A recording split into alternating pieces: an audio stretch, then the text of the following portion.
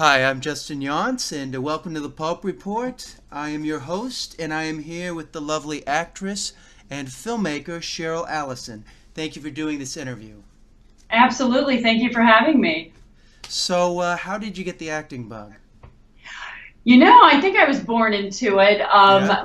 My folks are in performing. They're both singers. Oh, wow. And so I grew up singing and performing on stage. And I actually, after college, I majored in music and acting, and I moved to New York. And the majority of my career has been on stage. I did a lot of the Broadway shows and national tours and that sort of thing.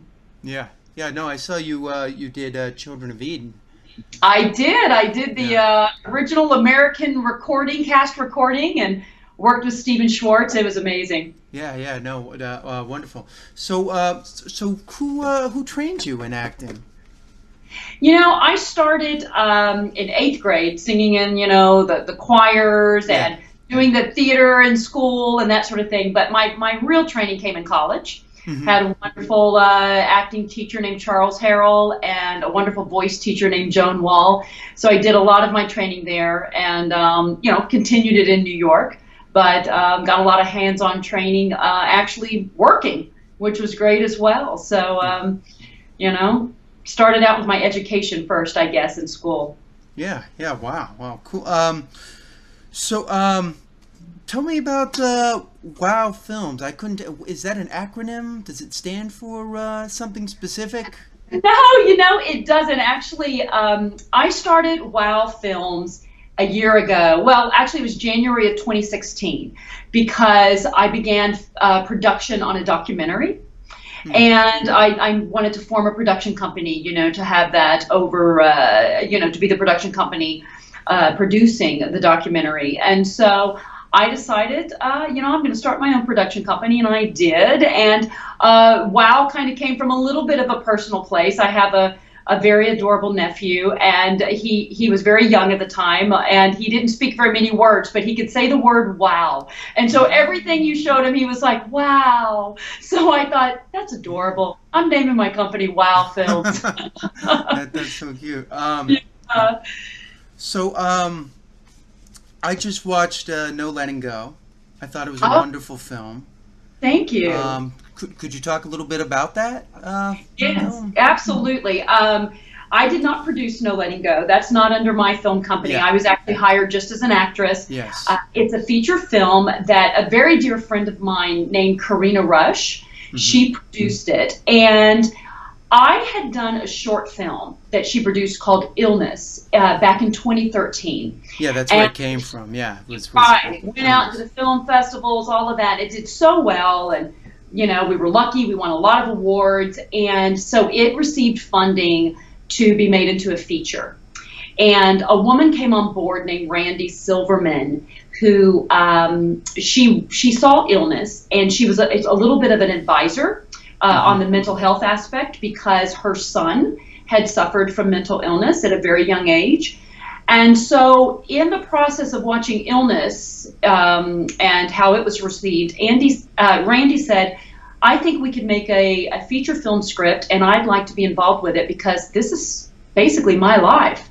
And so she wrote the script with our director, who's named Jonathan Bakari, a wonderful man, and they wrote this beautiful script based on Randy's life. And so I was very, very fortunate that they had enough faith in me to keep me in the role.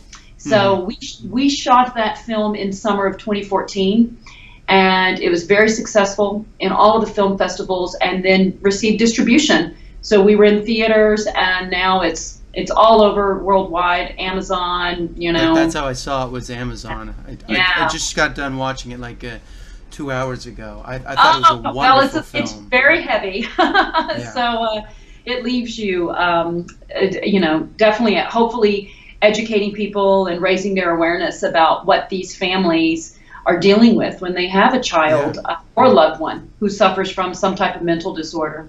Well, I liked how the film showcased how that there was very much, you didn't feel like you could tell other people about this, Right, about right. having, about your son having this. They just kind of were like, What's wrong with your unruly child? Why Yes. why is he so weird? You know, type thing. Oh, You know. I know, and I think because doing my research for the role and speaking with Randy so much because Hmm. we are very close, there is a huge stigma that still surrounds mental illness. And Yeah, that was going to be my next question. Was I wanted you to talk right, about the stigma that yes, surrounds it.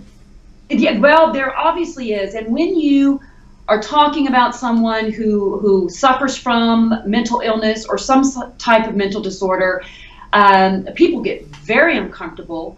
It's almost sort of like offensive to people that, you would talk about it or you would say someone has mental illness, but that's not the case. Yeah. It's just like having, it's a physical illness. It's invisible.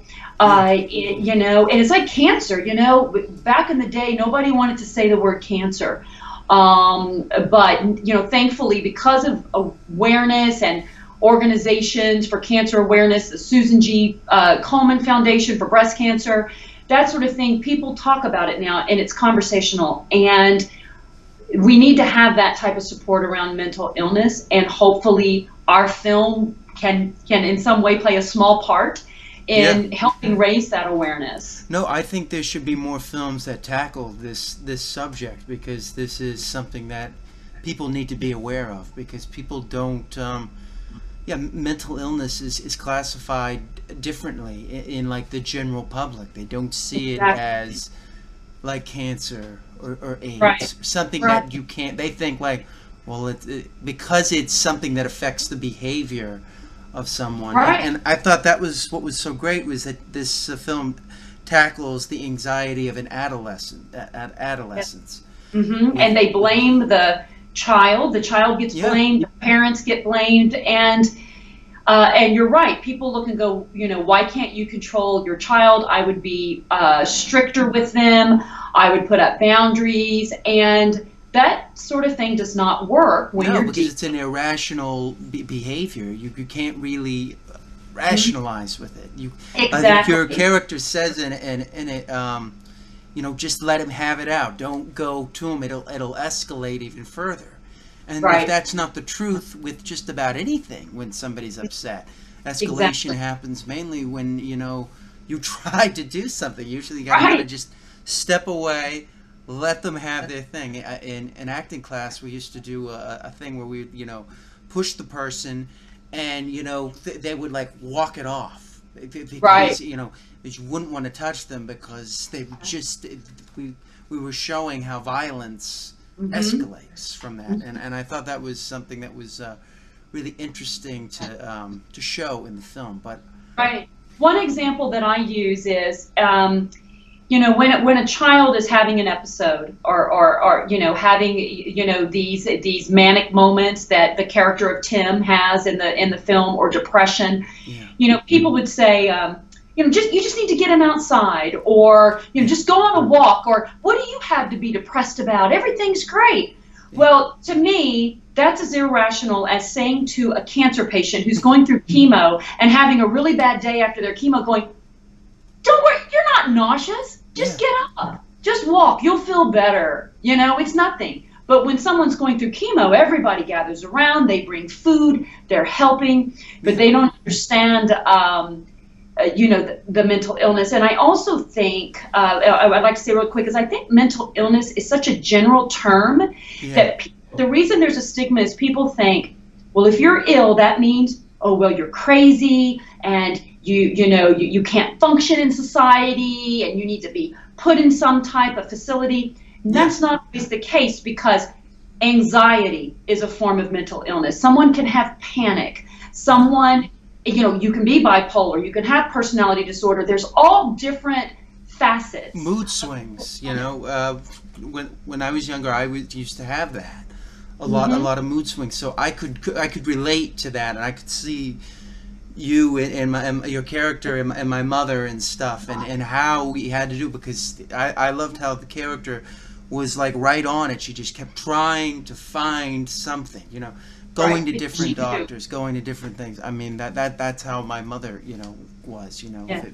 there was a problem, go straight to it. Right. But And I it's think a true. lot of moms, it falls on them, you know, especially when you have a child that's struggling. A lot of times they leave work, they have to stay at home with the child. Yeah. And, you know, and it's interesting too, because in this film, you see the pressures on both parents. The father's trying to maintain his job, you know, pay for all of this type of treatment and things like that. And so, you know, it's very real life. And I know Randy, who this character of Catherine is based on, she's that way, you know, and she was not going to give up until she found out, you know, the best way to possibly try to help her son. And I'm very happy to tell you that today her son is managing and thriving so well, graduated from high school, doing very well, and Randy now is a huge speaker in the mental health community. She's received awards from the National Association on Mental Illness, or the National Alliance on Mental Illness, and she's just a real advocate. So she's really taken something that was a huge struggle for her and her family and turned it into something positive. Yeah, no, and I thought, I mean, it was just beautiful what it showed. One thing I wanted to ask was, let me see, where's my, do you feel that the school system that, you know, is in place today, do you feel that helps or hurts? Do you think that they should be more aware of what's going on with it? Because, I mean, I remember when I was in school, with, you know, I had like auditory processing. It was hard for me to concentrate in the classroom, and you know, teachers had no understanding of what that was. They kind of felt like, you know, if I needed help, that was cheating or something. You know, like do you think there should be more of an awareness of how to deal with these? Absolutely, and in fact, Randy, along with our producer, Karina Rush, they're establishing a curriculum for the school system to help educate not only teachers and the administration, but something that can be taught in the classroom to help educate and raise awareness with students. I know a good friend of mine is a counselor for a school in the Dallas area, and she watched the film, and she said how important it was because she deals with students every day that are struggling, and there's not, you know, a big support system in, you know, all schools. There are in some. And I know another friend of mine is a psychology teacher in high school, and she actually licensed the film to show it in her classroom. So it's a part of her curriculum to teach, and I think it's raising awareness with the students and helping them, and so many of them relate to it in their own life.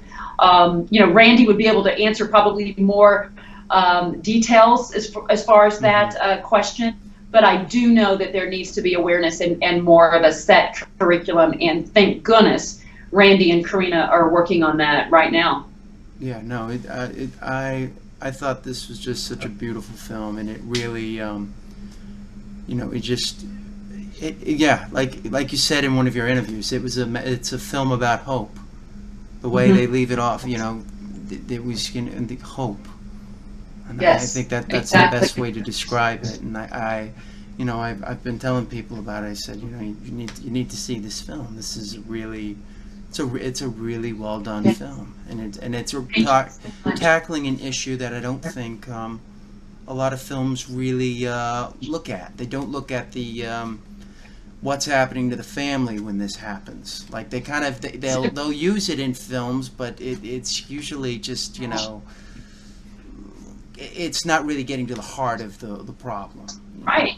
So, yes, because it's very difficult on families, and you see in our film it shows how it affected each one of the brothers, the two siblings, and the dynamics, and it stressed the marriage.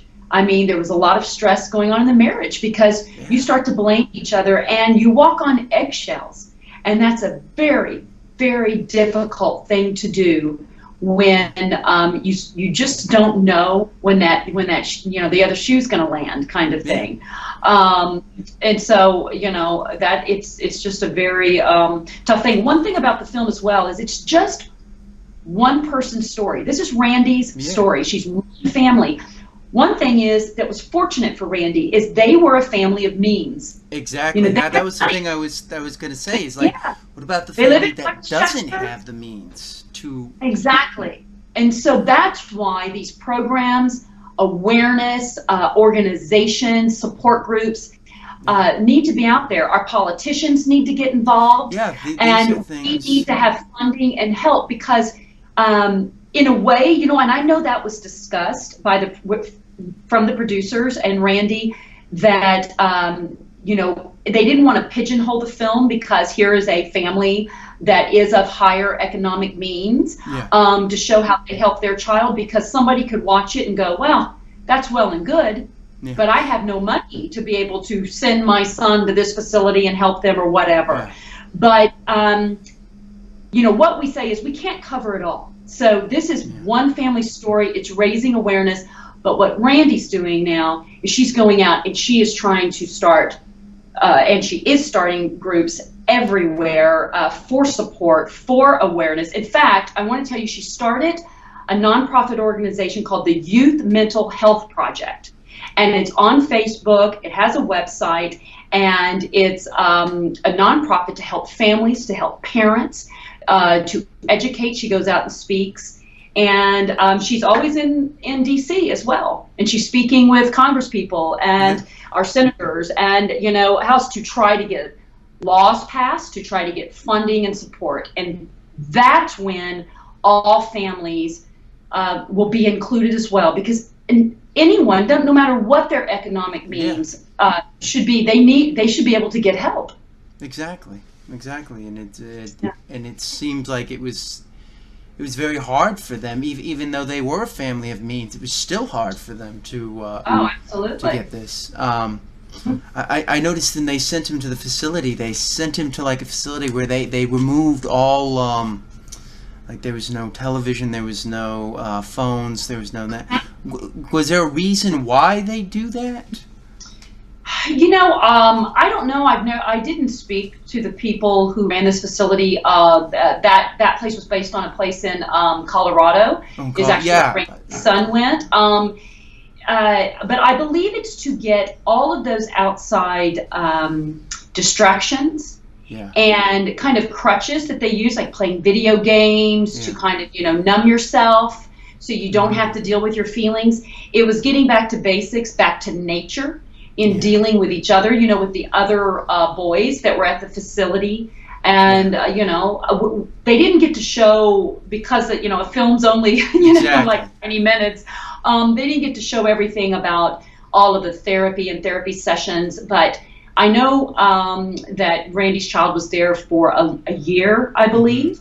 And the family went out several times to visit, and a few times that he came home as well. But it's a lot of intense training and therapy and giving them tools to learn how to manage their mental illness, their symptoms. I like what the James character says. He says, you know, if it's one step forward and 5 steps back, then that's what we got to do, you know, as opposed to, you know, Lizzie's just like, well, we're just going to let him, you know, do things like that. That's how it is. Exactly. You know? And you're going to take a couple of steps forward, several back. And he said, but that's progress, because I think one thing is they were finally all talking about it. You know, so much was leading up when you don't know what's wrong with your loved one or your child, and you're just trying to get them through this episode to where you think life will go back to normal. But it won't. It's going to always happen again until you can manage the symptoms, you know, get a diagnosis and learn to manage it. And so that this family was in the process of you know, managing it, and the character of Tim was in that process. And so you're going to have setbacks, but then you've got the tools to hopefully then get you back on track and be able to function in a healthy way. It was a wonderful film, and your performance was wonderful. I thought it was just great. Thank you. So now tell me about Far From the Tree. Okay, I'm very excited about Far From the Tree. So I told you I started this film company, Wow Films, back in early 2016. So I am producing and directing that documentary I was telling you about. We're still in the middle of filming it, and I'm filming it with a wonderful friend, award-winning director named Dave Thomas. We've been friends for years. Yeah, So we've been doing that. So maybe it was August, I was speaking to another dear friend of mine who is also named David, and he's a wonderful writer. And I said to him, do you have any story about a mom and a son dynamic, like a teenage son, whatever, that could be a narrative short film? And he said, actually, I do have a story that I've been working on. So he wrote a script, and it was fantastic. And I called my dear friend Karina Rush, who produced No Letting Go, because I was looking for a project to do with her son. And I'll give you a little inside scoop. Her son is named Gabriel Rush, incredibly experienced and well-known actor. He was in Moonrise Kingdom and the Grand Budapest Hotel. He was in No Letting Go. He played Tim's friend at the Frank at the facility. Okay. Yes. Friend he made. So that is my godson in real life. And so I've known him since the day he was born, and we were looking for a project to do together. Even though we did No Letting Go, we didn't have any scenes together. So we were looking for that, and so this beautiful script fell into my lap. Karina and I produced it. I got my good friend Dave Thomas, who is also doing the documentary with me, on board to direct, and we shot it in October here in Texas at my family farm, which is just outside of Dallas. And we're so proud of it, and most of the crew was local. We brought in, though, a wonderful director of photography named Oren Sofer from New York, and Oren was the director of photography for No Letting Go. So we had worked with him, and we know how amazingly talented he is. So we brought him in, and then we cast it.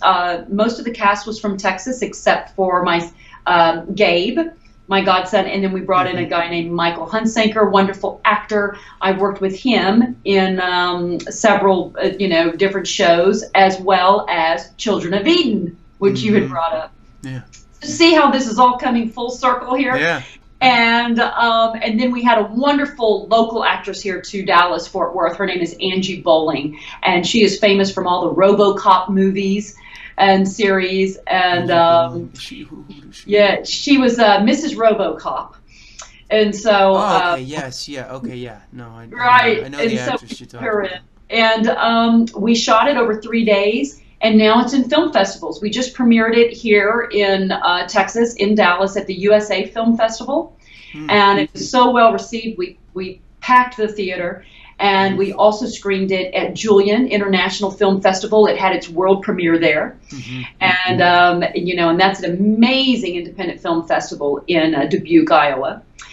Susan Gorell is the festival director there, and wonderful. She also had No Letting Go screen there. So she's very supportive of our work. And so now Far From the Tree is going to go off to the film festival circuit, and we'll see how it does. All right, wonderful. I think it said you secured the rights to Moby for this. Yes. How'd that come about? That's well, cool. You know what? I used to, for a while, I worked in the music industry, when I was in LA for a little bit. I took a little break from acting, and then, I'm a BMI artist. I'm signed with BMI, and so, I just, contacted Moby's people, and he's got a certain catalog that he is willing to allow people to use if if it's a subject matter or a film that he feels like would be he'd want to get behind. And so we were very lucky that they believed in Far From the Tree and the subject matter, because the subject matter deals with sexual assault. And so he allowed us to use his music. So every bit of the music in the film is his. So we were very excited. I know you probably haven't seen the film, but no. I was going to ask you how would we go about seeing the film? Link or something. So maybe you'll review it or something. So I'll give you a private link. Oh, okay. Thank you. All right, that would be wonderful. Yeah, I would love to review it. So what is next for you? Well, we've started filming again for the documentary. I can't say much more about it because the subject matter, it's like under wraps here, but we're going to start that. And then Karina and I have just received a new script for a feature, and we are really excited about it. We literally were in the very beginning stages, just read it, in development. We're doing some revisions with the screenwriter, and we've already got some interest for possibly producing it here. So we'll see. Wonderful. And then acting-wise, I just finished performing at a great regional theater called Casa Manana, which is very historic. It's in Fort Worth, Texas, and we were doing The Little Mermaid. Oh, wow. And I played Ursula. Oh, yeah? I watched on your reel that they had Les Mis. And yes, I did Les Mis there as well. So, I had a blast playing this Ursula the octopus. So, I did 32 performances of it, and we just closed. So, wow. Well, congratulations. Thank you. Thank you. Do you have a certain, do you prefer one over the other? I know that's such a basic question, but... No, actually, it's a really good question, and I get asked it a lot. So it's actually a very good question. You know what? I can't say that I like one over the other. I think it would be like having two children and saying, you have a favorite. I love theater because it's instant gratification. Yeah. You're in rehearsals, and then, boom, you perform every night. It's done. You get applause, hopefully, and and your success. And so you get it, and it's awesome. And what you're doing in that moment is over then, and then you got to redo it every day. So theater is hard. It's endurance. You've got to make it fresh every night. Yes. It's a little scarier because you go up on your line. You can't say cut and let's do it again. You gotta go with it. There is a pressure in performing live, and whatever happens on stage, you gotta get through it. Yep. So there are some film actors that will never go on stage because they're scared. It's a scary thing. There's no blanket. There's no blanket to go down to. Yeah, I feel like without a parachute. So there's no feeling in the world like it. I love theater, and I will do it until I'm an old woman and, maybe starring in Driving Miss Daisy. I don't know. But, but film is really wonderful, because I just started it really maybe the past 4 years, and it's a different acting technique. It's so intimate. Yeah. It's so quiet, and I had to really learn to bring it in, Yeah, because the camera picks up everything. Just the subtle blink your eyes and it says everything. Where on stage it's very different. So I loved the whole process of filmmaking and having an intimacy with the other actors that you normally don't have on stage. Yeah. Because on stage you're thinking about so many things. You're thinking the prop is flying in. Oh, here's my cue to start singing with the orchestra. Don't miss my mark, Yeah. In film, yes, you have marks, you have direction, but then you kind of give it up and you let the director of photography do his job. You let the director do their job, and you're just there in a situation with another actor or a few actors, and you just go right into that moment. So I love it. I love it. Like, I love shooting, the scenes in No Letting Go, these intimate scenes. It was like unlike anything I'd ever done, like the kitchen scene, which, where my character breaks down. Yeah. We did that. It was one take. Yeah. And it was a continuous take. There were no edits. And the director said, we don't have the money to keep doing this, to do it over and over. We're going to try to get it in one take. Give it everything you got. And he just said, start here, do this, land on the floor over here. Right. So you just have to go for it. You just have to be exposed and not hold anything back. So that was quite an experience itself. But our director, Jonathan Bakari, gave a really safe environment to do that. And I was very close with Oren, so for our director of photography. So it just, they made it easy as an actress to do that. So. Yeah. I don't know, I got all long-winded, but I love both, but both have really unique things that are really cool. Yeah. So I hopefully I'll continue to get to do it. Yeah. I watched your scene on Dallas as well. I found that. Oh. I went and tracked it down. I was looking for as much as I can. Yes, yes. I saw that you also do scoring as well. You scored part of some of the. Did you score some of? Well, I did. I scored some of Illness, Illness, which is a yes. short film. The short film. Just a little bit. Karina's son, she has another son. She has two talented sons. She has Gabriel, who's the actor, and then her oldest son is Jacob, and he is a musician and composer. And he is so talented, and he actually was the composer of that film. But then I did a few little fill musical kind of underscoring for a couple of scenes, and then I did a short film under Wow Films that I shot called Mini Maestro. Yes, That's I a little read kids that. short film that I did with my cousin and my little cousin Cade, who was 3 years old, and I got him to do this amazing job in this little film. But I scored, the music is the music of Antonio Vivaldi, but I scored the beginning and the end. So I've played piano all my life. I minored in it in college along with acting, and then I majored in voice, singing. And so gosh, I've played, I think, over 30 years. And so I do compose, and I would not say I'm a film scorer. I'm definitely not at that level, but I could score some, like indie type of films when they want a lot of piano or strings and things like that. Yeah, I do it, but it's not my main thing. Which would do you like being behind the scenes as well? The because you're doing now a lot of directing and producing.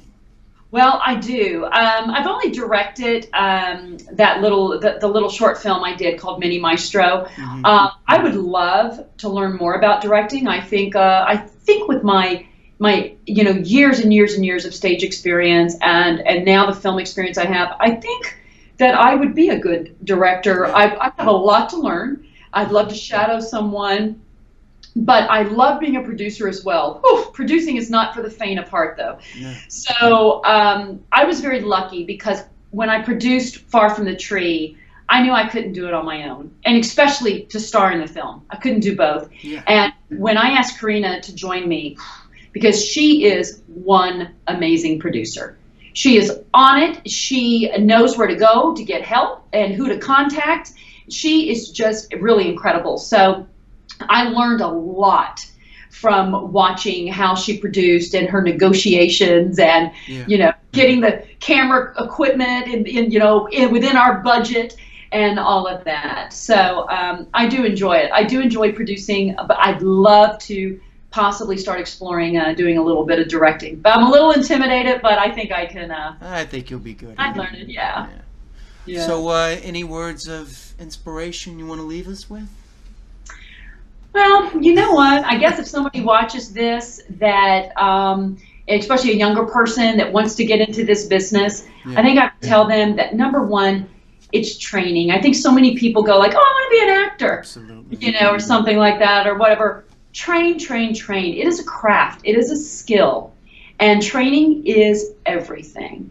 And then I would also say you have got to be able to detach yourself and not take it personally when you don't get roles.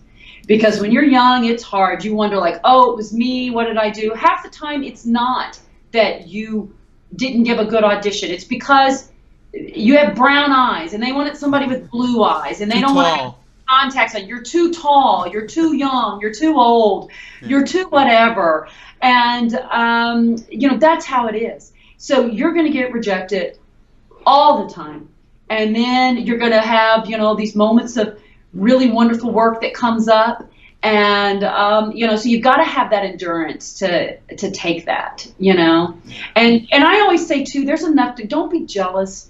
Don't be competitive. There's enough to go around. The universe has enough to give to everybody. Just enjoy the craft and remember why you do it, because we love it, And hopefully you'll be fortunate enough to be involved in projects like I was with No Letting Go and Far From the Tree, where it's a project that has a really important subject matter and you help raise awareness or maybe help someone who watches it, or they can relate to it, like you did, and and they leave better for watching the film. Yeah. Anything you'd like to plug? Anything else? Any website?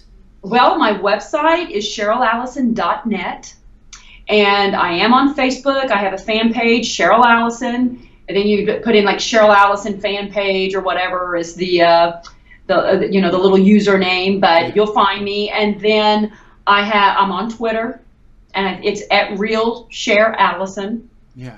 And I'm on Instagram. I think it's Cher_Allison. So, find me on social media, stay in touch. It's fun, and I hope we can stay in touch. That'd be awesome. Awesome. Yes. So, yeah, and of course I'm on IMDb. Yes. Well, thank you for doing this interview. Once again, you guys can reach us at the Pulp Report on Facebook, as well as our Twitter handle at the Irrelevant OP. And thank you, Cheryl.